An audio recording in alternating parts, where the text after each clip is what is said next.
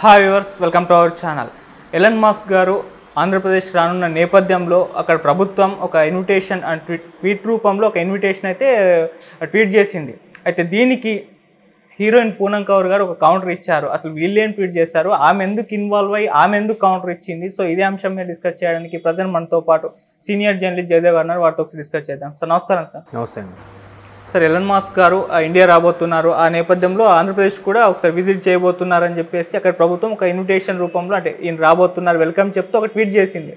దీనికి పూనం కౌర్ గారు ఒక ట్వీట్ చేశారంట, అంటే కౌంటర్ ఇచ్చినట్టుగా అక్కడ వైసీపీ ప్రభుత్వానికి అని అంటున్నారు. అసలు వీళ్ళేం ట్వీట్ చేశారు, ఆమె ఏం కౌంటర్ ఇచ్చింది, అసలు ఎందుకు ఆమె ఇన్వాల్వ్ అయ్యి ఈ విధంగా ట్వీట్ చేసింది అంటారు సార్?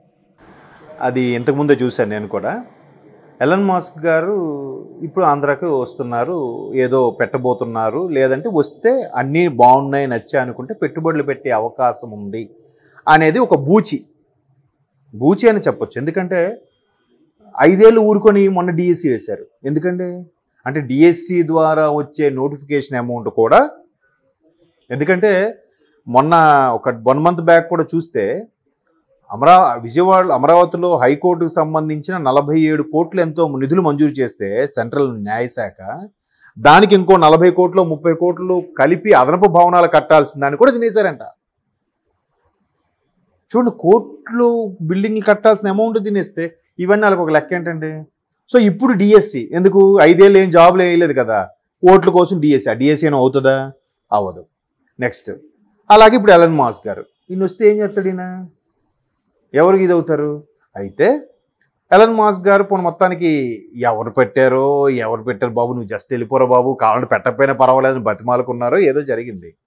అయితే ఇప్పుడు పూనం కౌర్ గారు మొదటి నుంచి కూడా పవన్ కళ్యాణ్ గారికి ఒక ఫేవరు అనేది అందరికీ తెలిసిన విషయం. కానీ రీసెంట్గా ఒక ఎక్స్లో ఇలాగే రెస్పాండ్ అయ్యారు. అది కొంచెం పవన్ కళ్యాణ్ గారికి వ్యతిరేకంగా ఉందన్నట్టు కూడా వార్తలు వచ్చాయి.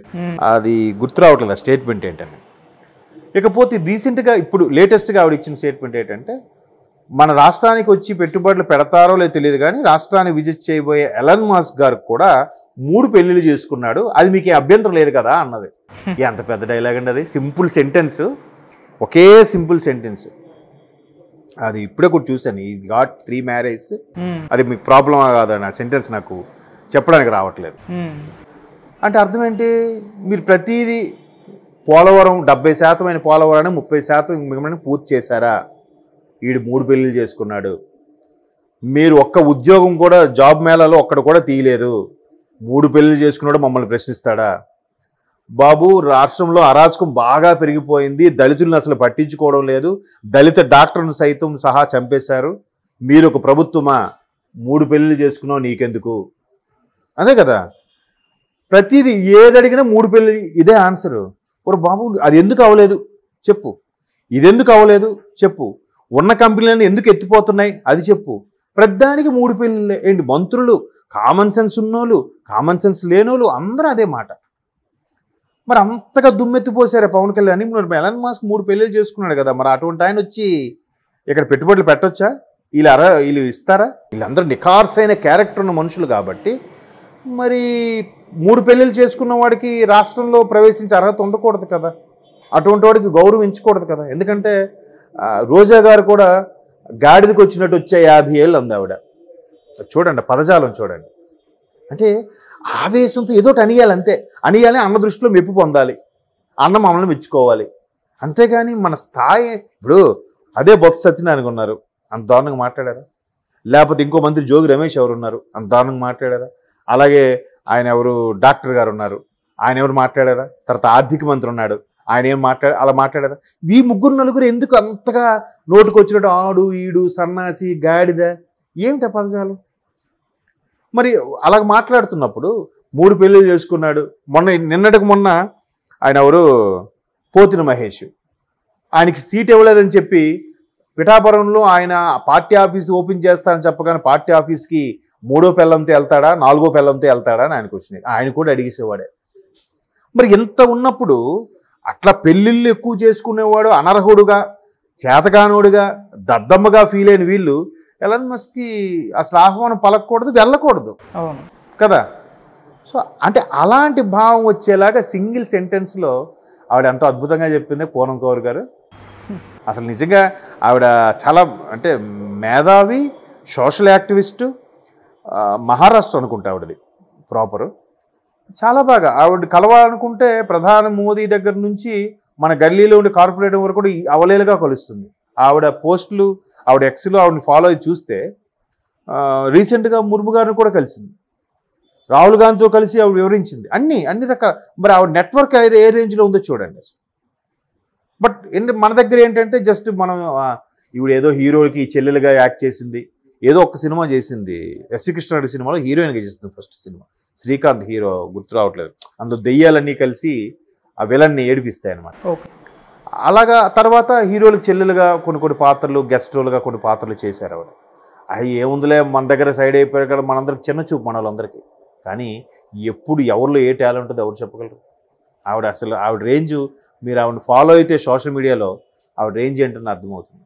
చాలా సింపుల్గా ఉంటుంది. ఇలాగే ఇంతకుముందు కూడా పవన్ కళ్యాణ్ గారు ఏదో అయినప్పుడు కూడా ఇలాగే ఆవిడ ప్రశ్నిస్తే పవన్ కళ్యాణ్ గారికి ఆవిడకి ఏదో ఉందన్నట్టు కూడా సోషల్ మీడియాలో రకరకాల కథనాలుగా రాసి పడేశారు. ఫేవర్గా మాట్లాడితే ఇంకా అందులో సినిమాలు అనేసరికి ఇట్లా భూతత్వంలో చూస్తారు కదా. సో ఇప్పుడు ఎలాన్ మస్క్ గారు వచ్చి ఆయన అసలు ఇప్పుడు space X, Twitter nothing but X, తర్వాత ఆయన ఒక స్పేస్ కూడా నడిపిస్తున్నాడు. ఆయన ప్రైవేటు సైన్యాన్ని రెడీ చేసుకుంటున్నాడు. ఆయన కంపెనీ అన్నిటికీ ఆయనే CEO, CTO అన్నీ ఆయనే, చైర్మన్ అన్నీ ఆయనే, చీఫ్ టెక్నికల్ ఆఫీసరు ఆయనే. బట్ ఎన్నో కోట్లు పెట్టి దాన్ని ఏమంటారు అంగారకుడి మీద కూడా ట్రై చేస్తే అది ఫెయిల్ అయింది. ఎలాన్ మస్క్ లాంటి వ్యక్తి జ్యూస్ సంతతికి చెందినవాడని, జ్యూస్ సంతతి అంటే అదే మొన్న ఇప్పుడు ఇజ్రాయిల్లో ఎవరైతే ఉంటున్నారో బాగా లీడ్లో ఉండేవాళ్ళు, పౌరసత్వం ఉన్నవాళ్ళు, వాళ్ళందరూ కూడా అమెరికాని ఈ రోజుకి కూడా శాసిస్తున్నది, అమెరికాను బాగా నడిపిస్తున్నది ఆ జ్యూస్ వంశంకి సంబంధించిన వీళ్ళే ఇన్వెన్షన్స్ అన్నీ కూడా చేస్తుంటారు. బిజినెస్లో కూడా అమెరికా ఎప్పుడు ఆర్థిక పరంగా అంతగా ఉండడానికి కారణం ఈ సంతతి చెందిన వాళ్ళే. అందుకే ఇజ్రాయెల్కి ఎప్పుడు అమెరికా సపోర్ట్గానే ఉంటుంది. సో అటువంటి సంతతికి చెందిన వాడు ఈయన. ఎందుకంటే ఆండ్రాయిడ్ వెర్షన్ ఇవన్నీ కూడా కనిపెట్టింది వాళ్ళే, ఇజ్రాయెల్ వాళ్ళే కదా. సో ఈయన కూడా చాలా చాలా ఇన్నోవేషన్స్ చేశారు. వాళ్ళందరికి కూడా ఆయన ఎవడైనా మంచి ఇన్నోవేషన్ చేస్తే ఇమ్మీడియట్గా ఆయన్ని తీసుకుంటాడు, ఈయన క్యాప్చర్ చేసుకుంటాడు. ఆయన ఎన్ని కోట్లైన శాలరీ ఇచ్చేసి తీసుకొని ఎంకరేజ్ కూడా చేస్తాడు. అంత నేమ్ ఫేమ్ ఉన్న పర్సన్ ఎలాన్ మస్క్. బట్ ఇప్పుడు ఆయన కూడా ఇప్పటికి 3 పెళ్ళిళ్ళు అయ్యాయని కూడా మనకు వార్తలు చూసాం. 2000 ఒక పెళ్లి చేసుకున్నాడంట, తర్వాత 2012లో ఒకరిని, 2016లో ఒకరిని. అక్కడ సర్వసాధారణం, లివింగ్ టుగెదర్ అనుకుంటారు, లేదంటే నచ్చితే ఉంటారు, లేదంటే పద్ధతి ప్రకారమే విడిపోతారు. బట్ ఒకరితో ఉన్నప్పుడు ఒకరితోనే ఉంటారు, ఒకరితో ఉన్నప్పుడు 10 మందితో అట్లా ఉండడం ఉంటుంది, ఎక్కడా ఉండదు ఎవరైనా సరే. కాకపోతే పాశ్చాత్యకు సంబంధించిన ఎడ్యుకేషన్ ఇక్కడ సిస్టమ్ ఇక్కడ పెట్టచ్చు. పాశ్చాత్య సంబంధించిన ఆ కల్చర్ని ఇన్ని తీసుకునేసరికి పవన్ కళ్యాణ్ గారిని దుమ్మెత్తి పోశారు. సో దుమ్మెత్తి పోశారు కాబట్టి ఇప్పుడు అలాంటి క్యారెక్టర్ అలాగే ముగ్గురిని చేసుకున్న వ్యక్తే ఇప్పుడు ఆంధ్రాకి వస్తున్నాడు, పెట్టుబడులు పెడతాడో లేదంటే జస్ట్ విజిట్ చేసి వెళ్తాడో తెలియదు. కానీ బట్ ఇదంతా పొలిటికల్ మైలేజ్. ఇప్పుడు రావడం ఏంటి, 5 ఏళ్లలో వదిలేసి ఇప్పుడు ఎలాన్ మస్క్ వస్తే ఏం చేస్తారు? ఒకవేళ వీళ్ళన్నీ చూసి ఓకే అన్నారు అనుకోండి, నెక్స్ట్ గవర్నమెంట్ యాక్సెప్ట్ చేయొచ్చు. బట్ చంద్రబాబు గారు గవర్నమెంట్ వస్తే ఖచ్చితంగా ఆ ప్రాజెక్ట్ని యాక్సెప్ట్ చేస్తారు. వీళ్ళలాగా వాళ్ళకి పేరు వచ్చేస్తుంది, వీళ్ళకి పేరు వచ్చేస్తుంది అని చేయరు. ఎందుకంటే రాజశేఖర రెడ్డి గారు కూడా ORR విషయంలో కానీ, శంషాబాద్ ఎయిర్పోర్ట్ విషయంలో కానీ చంద్రబాబు నాయుడు గారి హయాంలో శాంక్షన్ అయింది. ఆయన పేర్లు మార్చారు తప్ప దాన్ని ప్రాజెక్ట్ని తీసేయాలి. సో ఇది కంటిన్యూ చేస్తారు. సో ఎలాన్ మస్క్ గారి మీద పూర్ణం కౌర్ గారు వేసే కౌంటర్ మాత్రం, అంటే ప్రభుత్వం మీద వేసిన కౌంటర్ మాత్రం చాలా సింగిల్ లైన్లో అద్భుతం. మనం ఎంతసేపు విశ్లేషించుకునే విధంగా ఉంది. గ్రేట్, పవన్ కౌర్ గారు great. Okay sir, thank you so much. Thank you.